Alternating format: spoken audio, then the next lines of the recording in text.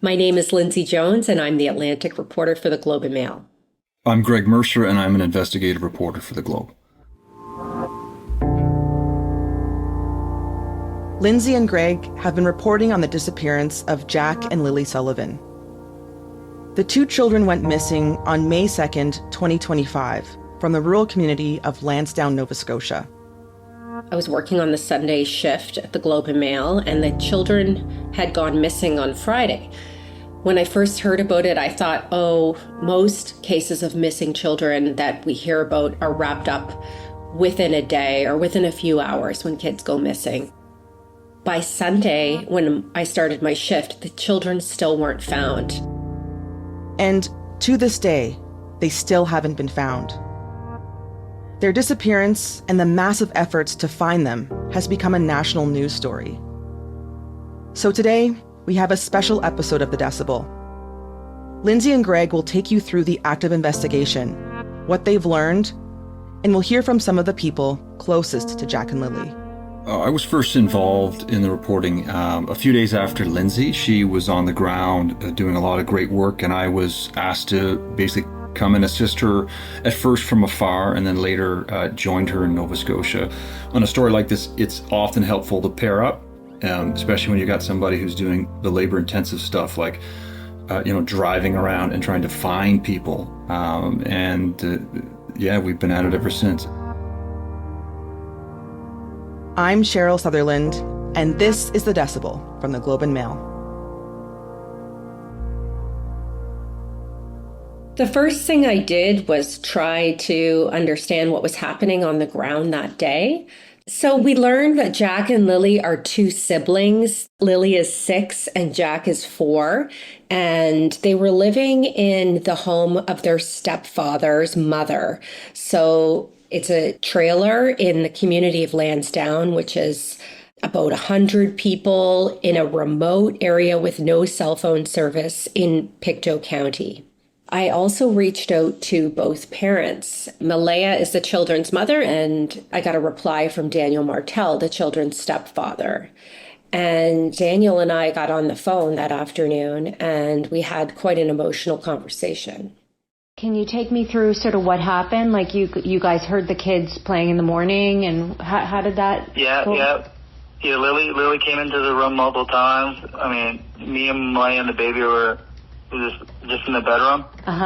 And Lily came in multiple times, so I seen her that morning. And Jack was out playing in the kitchen, I'm guessing, and they slid open the back sliding door. It's almost like silent to hear it slide open. But they slid it open. The boots were right beside the door, and just proceeded to, I'm guessing, play outside, and then they must have just got out to the back fence, and then they were gone. As soon as I seen that they were gone, I immediately jumped in the car, did all the dirt roads, did all the culverts, checked over the rivers, the streams. I did everything. I did anywhere the vehicle could take me, I did. Yeah. And then as soon as I got back home, like 10 minutes later, I immediately went out on foot till the officers got here. What were the conditions like in the woods when you were running? The conditions are thick. My cousin said that she talked to some searchers, and they said they've been over on 500 different searches, and this is one of the hardest ones I've ever seen. What makes it so difficult? Is it the thick woods, or what is it? Very thick woods, the terrain, the elevation throughout the terrain. Okay. It didn't matter to me at all. I was going up through water up to my waist, and the helicopters were just sitting there watching me, hovering above me. So all 3 adults that were on the property at the time the children disappeared have the same story. Malaya has said virtually the exact same thing Daniel has said. And Daniel's mother, Janie McKenzie, also told police she heard the children playing in the yard that morning. So police essentially began a massive search and rescue operation initially. Within the next following days, hundreds of people were brought to this part of Pictou County and began searching the forest. It's a densely wooded area with a lot of mine shafts. It's abandoned mines. Difficult searching. They were aided by guide dogs and helicopters and drones. A lot of people scanning out in a grid around the home. Found no trace of the kids. And then we learned that the day after the children were reported missing, that the RCMP's major crime unit was brought in to take on the case. One thing the RCMP are emphasizing is that all options are part of their investigation right now. It is a missing persons case. It remains a missing persons case, which can pivot to a criminal investigation. Well, the key thing is they haven't found the bodies of these children, right? It's difficult for there to be criminal charges without the bodies of the children being discovered. No one who's been involved in the investigation is pretending that the kids are alive somewhere. They don't seem to believe that theory at all. So they're trying to find the bodies. And until they do, it is difficult for this case to go to that next step.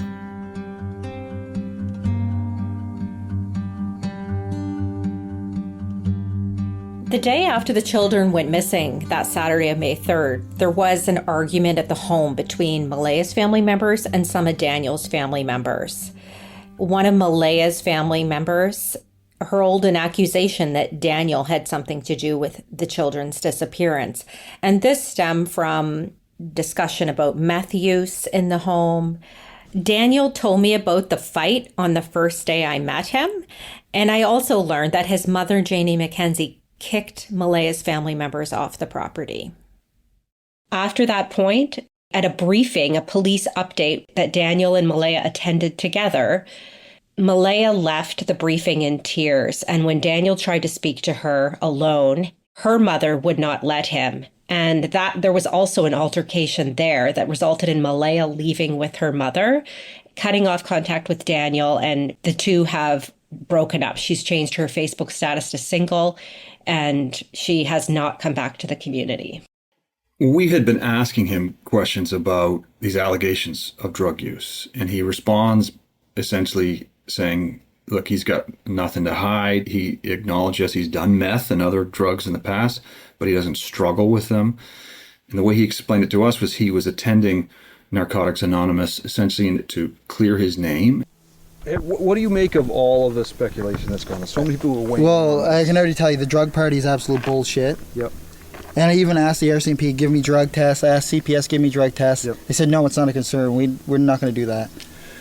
I even go to Narcotics Anonymous. Okay. I do everything. Like, I go to 3 times a week just to clear the air for all that bullshit. I mean, even when it comes down to Jack and Lilly, I'm the only one from both sides of the family that is actually doing anything. I'm doing media all the time. Yep. They probably refuse to do media with you guys, I'm guessing. Yeah, they're not talking. Yeah, they won't do anybody. We learned through our reporting that Nova Scotia's Child Protection Office had been contacted by the kids' school out of concern about the way they were showing up at school. We don't know the specific details of what the concern was that prompted that call, but we do know that caused a child protection worker to go to the children's house and interview their parents, and this was in the months before their disappearance. I was looking through the Facebook page of the children's school to understand what their school life was like. I was really just curious about the types of things they did at school and, what their lives were like there. And I came across a photo of Jack with a black eye. And so that photo was dated December 13th, 2024. It was 5 months before he and Lily disappeared. I asked Daniel how Jack received the black eye in December, and he didn't respond. But in private Facebook messages that were shared with me, he acknowledged that Jack had many black eyes.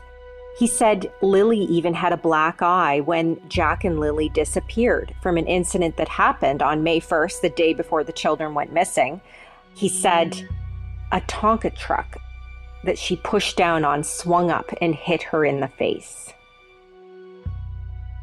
We know that Scott Armstrong, Nova Scotia's minister responsible for child welfare, has looked into this case. He will not discuss the specifics of it, but he says he's cooperating with the police, and if there will be a time when we can question how the system responded, he will discuss that publicly. But he said for now he wants to focus on getting a resolution and finding these kids. But there's a lot of questions about how the system may or may not have missed warning signs around the home life of these children. And we do know Nova Scotia is one of the few provinces in Canada that does not have a child and youth advocate. And that is a specialized position that can look at how a child welfare system acts and where it fails and where it has flaws.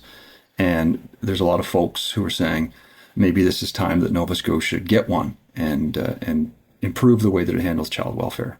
And that's the shame of the story, is that there were people who were concerned about what they saw, who tried to do something about it. And while it's unclear how the system responded, we know that child protection officer went to the house and talked to the parents. So the system in some ways did try to act as it should, but this is happening in an environment where the child protection system in Nova Scotia appears to be very broken. So there's a lot of questions that still need to be answered about what exactly happened after that visit to the kids' home, before they disappeared.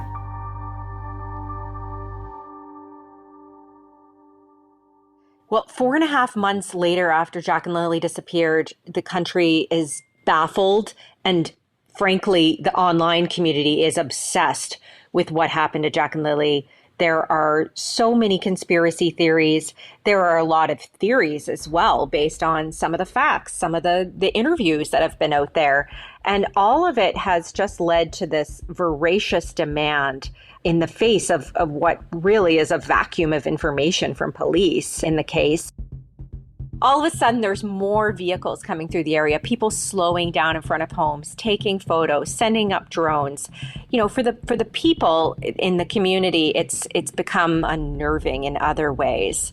Daniel's father, Earl Martell, for instance, has been followed and, videoed, had a verbal altercation with an online creator.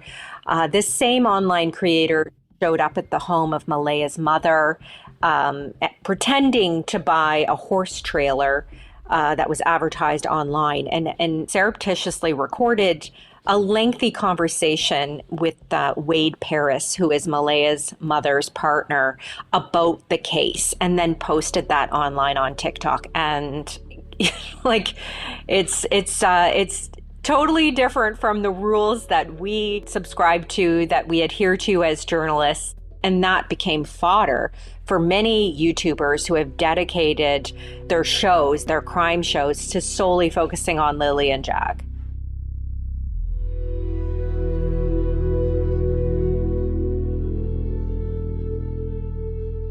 So people are very cagey of the media and outsiders driving around looking at, the so-called crime scene, or, the scene of where these children went missing, and it's created a lot of suspicion in the area. It jeopardizes investigation, right? People have already made up their minds. Yeah, I know. What is that like? Well, I get messages every day. People still call me child killer. You killed the children, where are the bodies? I get that every day. I can show you guys, and it's absolutely disturbing what people say. People are sending you Facebook messages? Yeah, constantly. I'm sorry, Dan. Constantly. I just ignore them. What do you want those people to know, those folks who are reaching out to you? Are these strangers? Are these people that know you? No, they're all strangers from all over the world. It's really? Worldwide, yeah. And just sending you a message on Facebook saying... Yeah, because I always keep my messages open so anyone can message me. That's why it takes me so long to get back to everybody, because I have hundreds and hundreds of messages. And it's complicated for things for us, right? Trying to do actual reporting on the ground. Some of the folks in this community, they don't see a big difference between a YouTuber in the UK or the US and someone reporting for a Canadian newspaper. And so there is a trust that we have to build up with some of these folks, because, in their view, YouTubers and people who are, trying to get clicks for their true crime podcast, who are less concerned about getting it right and are more concerned about just drawing traffic, we have to convince the folks who are talking to us that we're doing things differently, that this is actual journalism, and getting it right is important to us.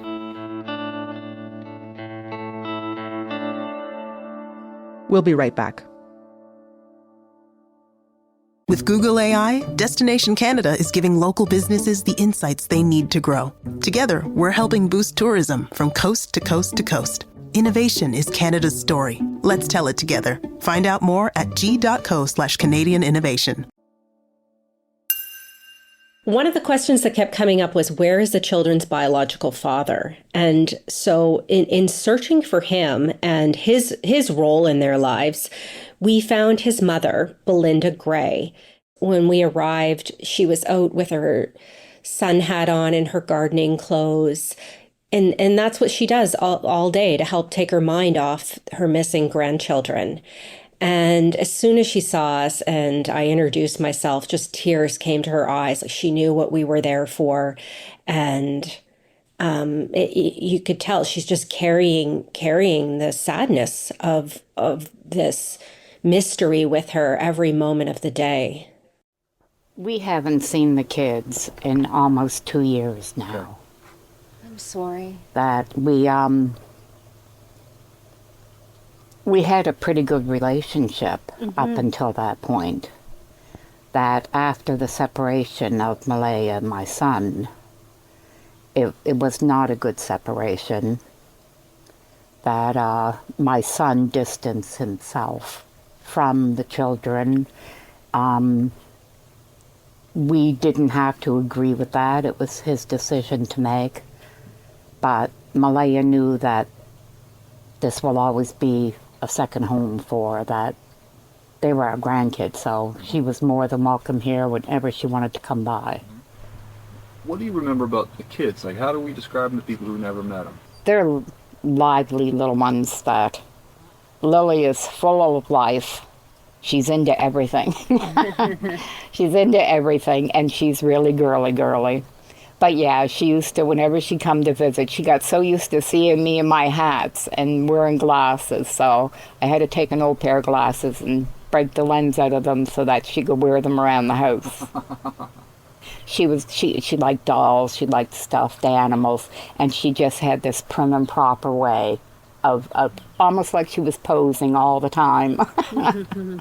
But she always reminded me of a little girl that lived in her own dream world. She'd play with her toys and she's chattering away to herself. Now, Jack didn't overly talk a whole lot. He was a very quiet little boy. Okay. He was a very quiet, shy little boy, very reserved, at least up until that age, very reserved. But he quietly played with the toys, and he liked the stuffed animals. He played with them, and he loved the toy horse I had there for them. How did you hear that they had gone missing? We were in Halifax when we got the news. The mother of another grandchild I have, I guess she's seen it on social media. So right away she sent a message. It was quite a shocker. I don't think you can make anybody understand. What struck me about Belinda is that she understood and described a change in Malaya that she noticed over the last few years. I thought her gift was being a mom. That I really thought that was her God-given gift, that she seemed to just breeze through it. She was actually everything a grandmother could want for a mom. Really? Okay. She was an excellent mom. An excellent mom. She didn't raise her voice. She had more patience than I had as a mom. Wow. And so, what do you think happened? Things started to change when she met Daniel. Okay. That she had told us about meeting him, and that she did believe it was going somewhere, so I was happy for her. And I told her, well, as long as he makes her happy, because kids are happy if mom's happy. Yeah. And we kept in communication that the kids' birthdays and Christmas, that she was staying with her grandmother at that time in Truro. Yeah. So we would go there to drop off the kids' birthday gifts or Christmas gifts and visit with them.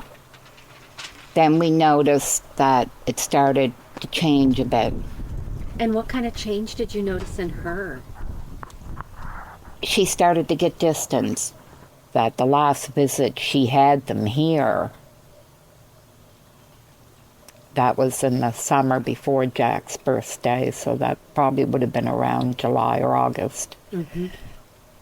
She did make the comment that it bothered Daniel coming to visit us.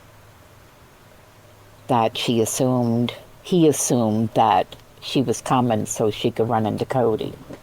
And I thought, well, I mean, they're only young, so we made it clear that, look, if he's got a problem, bring him too.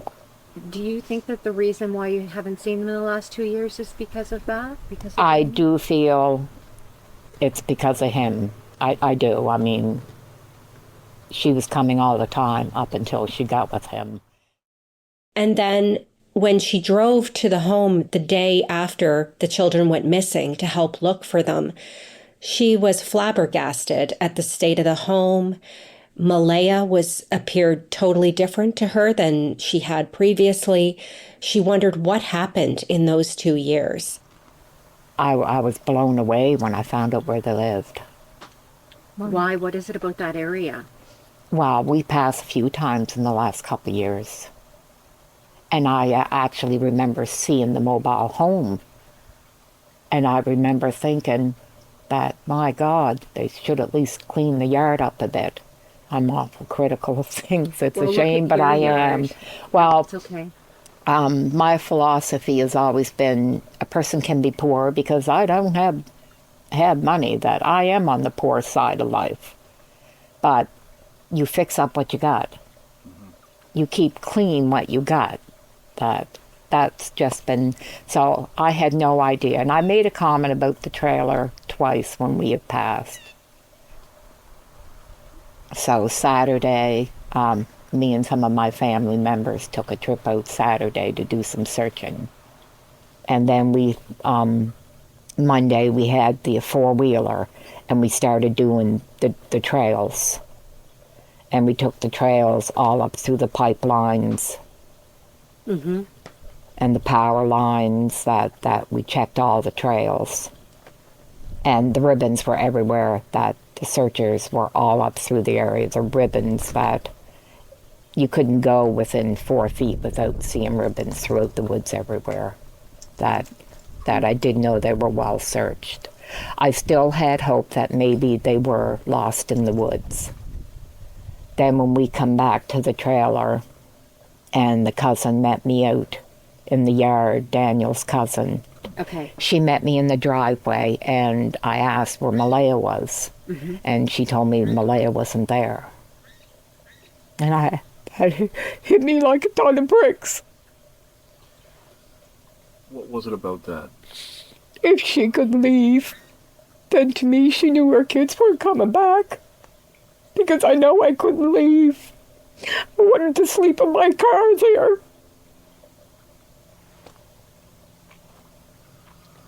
So I wanted to go home then because to me that answered my question, that she knew they weren't coming back.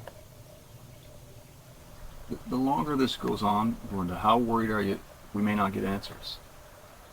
That leaves me sick to my stomach. I don't believe my grandchildren are alive. I have resigned myself to that one. But to not get answers, it's like, no. There's answers out there. 2 kids just don't disappear. And I'm so afraid that people will stop talking about it and they'll forget them.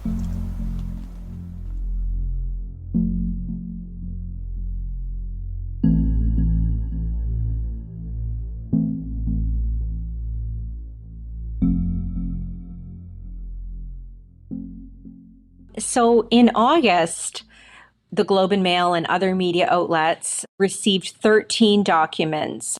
Whenever police need to, get a warrant or like make a records request access, they have to get an authorization from a judge. And in this case, police had all of those authorizations sealed because of the open court principle, and anything filed in the courts is supposed to be accessible to the public. The Globe and Mail, along with 2 other media outlets, made an application to unseal those documents. And so we successfully did. Some of the information is redacted, but there is quite a bit there. And the records requests were to request parents' bank records, cell phone information, video surveillance from companies to corroborate information that they had already given police.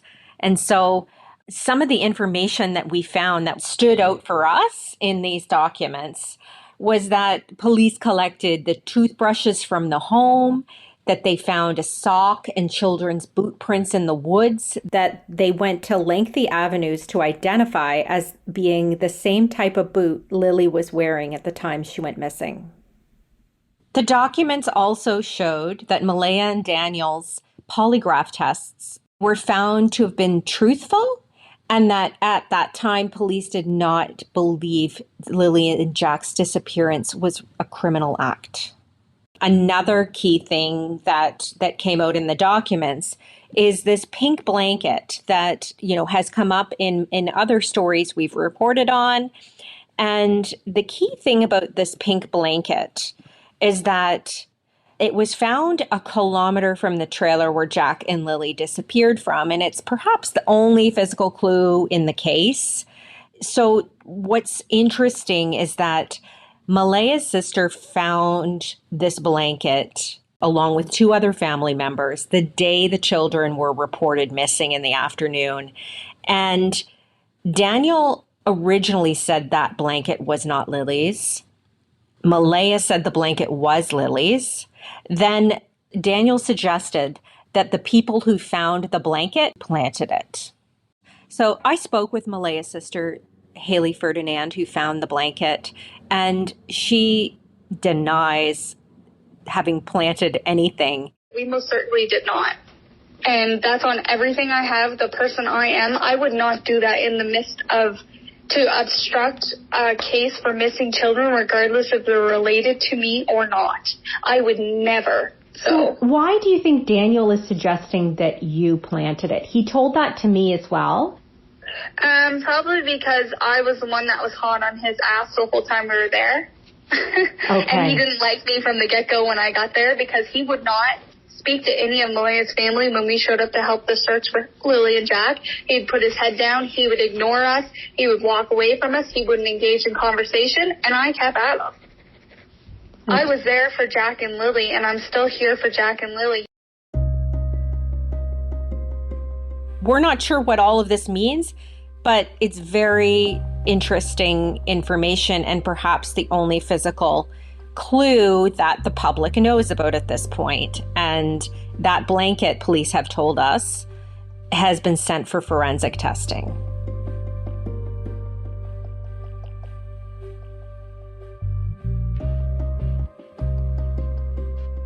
Oh gosh, I've not just gone back and forth to the community, but I've gone to many other parts of the province where people that are related to these children live. And sometimes that's just a door-knocking mission that may or may not pan out. And that's one of the challenges with these stories. You can't force people to talk. And we were able to find Malaya's father. So this is the grandfather of Jack and Lilly. We found him through an address we obtained from a parking ticket he had in Halifax, right? And got an address outside of Sabanakani First Nation, and went and knocked on his door, and he was happy to talk. I didn't hear about this. It happened on a Friday. I didn't hear nothing until like a Sunday. Oh, jeez. Yeah, I was really upset. Have you been in? Like, if the police come and asked? Nope. Nothing. Eh? Never asked me anything. What do you remember about the kids? Kids, they were happy. Yeah. Very happy. Yeah? Yes. Every time I seen them, they always lived at their grandmother's in Truro. I got you. Okay. Yeah. Well, at their great grandniece. Yep. Yeah. Yep. At Patty Carter's. That's where I used to go visit. Okay. Yeah. What? Until this guy moved him away, and that was the last time I seen him. And so he took us to his mother's house, Connie Brooks, in Indian Brook. It's part of Spaghetti First Nation. So we went to her home and we saw family photos all over the wall, some of Lily and Jack, some of Malaya as a child. Yeah. When's the last time that you got to see Lily and Jack? I seen Lily last year when she brought her up here. Yes, the last time I seen Lily. Okay. Yeah, that's when they took them pictures. Okay. Yeah. Okay. Did Lily and Jack ever learn anything about their Mi'kmaq heritage? No, because they lived off the reserve. Okay. They come up occasionally, when she brings them up and visit. Yeah. She brought them up, and did you show them anything? Yeah, we showed them everything, and then, And Connie Brooks told us some interesting information. Malaya had been there to get her status card updated, so she is a member of the First Nation. And she visited her grandmother and other relatives, and her grandmother asked her about her relationship with Daniel Martel. But I asked her, did he hurt you? She didn't really say he hurt her, but he held her down. He held her down and took her phone on her, and she couldn't talk. She couldn't use the phone. Yeah, I mean, we can't remove that. The kids, they have Indigenous heritage, and they're on their mother's side. Their grandfather is a member of the Mi'kmaq community. The kids do not have official status with that community, but certainly the Mi'kmaq community has been involved in the search and providing legal assistance to their mother. So it is a part of the story. I do see the case as connected to missing and murdered Indigenous women and children because, well, for one, Malaya's father brought that very issue up to us and was wearing an orange shirt to raise awareness about missing children. And while there hasn't been a specific outcry about it, I think one thing to consider is that children going missing or being murdered happens more often to Indigenous kids, statistically. And so you can't disconnect that these children have gone missing for this long with no answers from their Indigenous heritage.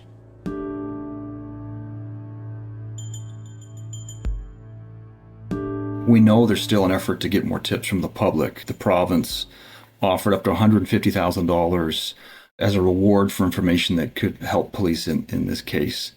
And that's part of a provincial program designed to kind of get tips for some of the cold cases that are, some of them very historical in Nova Scotia. Police say, though, they have received hundreds of tips already, and they've interviewed dozens and dozens of people. I mean, they are getting information, but so far, the kids still remain missing, and nothing has been able to be that breakthrough piece that they really need. We are still very much on this case. The school year has started back up. The children are not in their seats on the school bus. They're not in the classrooms with their peers. There's still a lot of questions, and Greg and I plan to continue pressing for answers.